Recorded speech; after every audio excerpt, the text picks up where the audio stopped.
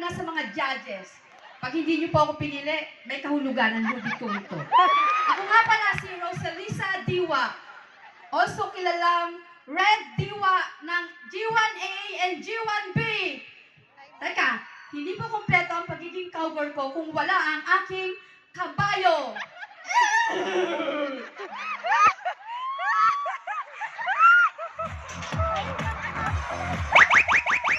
Sweet.